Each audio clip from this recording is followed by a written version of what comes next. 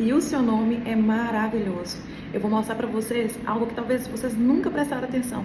Você nunca mais vai ver o Velho Testamento e o Novo Testamento da mesma forma. Você vai verificar que existe algo muito mais grandioso que a gente imagina.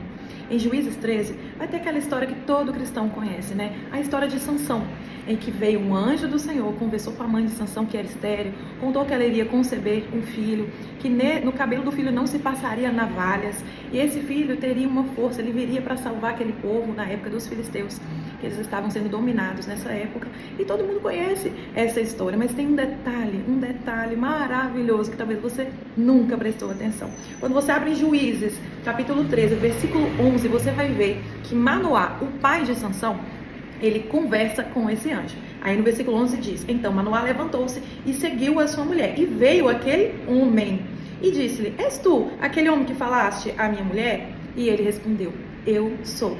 Quando você lê no versículo 17, disse Manoá ao anjo do Senhor: qual é o seu nome, para que quando cumprir a tua palavra te honremos?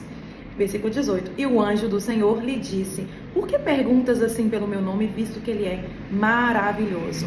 Maravilhoso, você se lembra em algum versículo da Bíblia que diz quem seria o maravilhoso?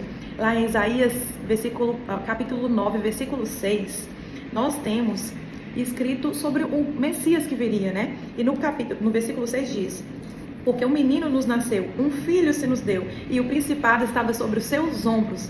De quem que está falando Isaías? O grande profeta Isaías estava falando exatamente do Messias, de Jesus Cristo. E ele continua dizendo: e o seu nome será maravilhoso, conselheiro, Deus forte, Pai da eternidade, príncipe da paz.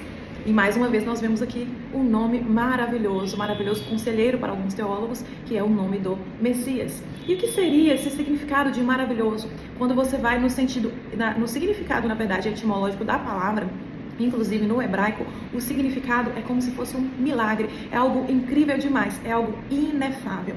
Inefável, nós vamos aonde? Nós vamos em Apocalipse, capítulo 19, versículo 12. E os seus olhos eram como chamas de fogo, e sobre a sua boca havia muitas diademas. E tinha um nome escrito que ninguém sabia, senão ele mesmo, um nome inefável, que não pode ser dito. É um nome que só ele conhece.